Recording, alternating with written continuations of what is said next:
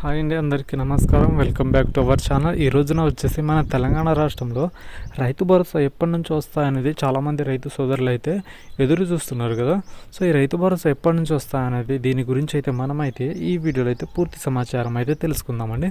ముందుగా చూసుకుంటే మన తెలంగాణ జాబ్ అప్డేట్స్ గ్రూప్ అంటే ఛానల్ అయితే సబ్స్క్రైబ్ చేసి సపోర్ట్ చేస్తారని నేనైతే కోరుకుంటున్నాను. ఎందుకంటే మనం పెట్టే వీడియోస్ మీకు నోటిఫికేషన్ రూపంలో వస్తుంది. ఎందుకంటే మీకు ఎలాంటి అప్డేట్స్ మీకు త్వరగా వచ్చేస్తాయి సబ్స్క్రైబ్ చేసుకోవడం వల్ల.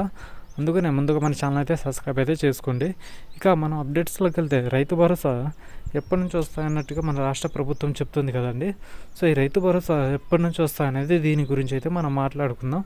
సో మొన్న అయితే మనకు సర్పంచ్ ఎలక్షన్ తర్వాత ఇస్తామన్నారు. అలాగే కొన్ని ఫెస్టివల్ తర్వాత, అలాగే మున్సిపల్ ఎలక్షన్ తర్వాత కూడా ఇస్తామనే మాటలు చెప్పడమే కానీ మన రాష్ట్ర ప్రభుత్వం అయితే ఎటువంటి సరిగ్గా మాటలు చెప్పడమే కానీ ఇప్పటిదాకా సరిగ్గా హామీలు కూడా నెరవేరలేకపోయింది. సో దీనికైతే మనమైతే ఈ వీడియోలో అయితే చూద్దాం.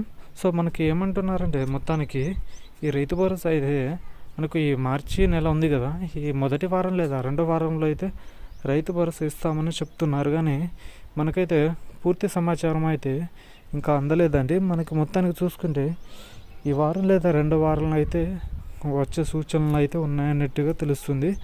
దీని గురించి అయితే మొన్న అయితే ప్రెస్ మీట్లో అయితే మన తుమ్మల నాగేశ్వరరావు అయితే అటెండ్ కాలేకపోయారు.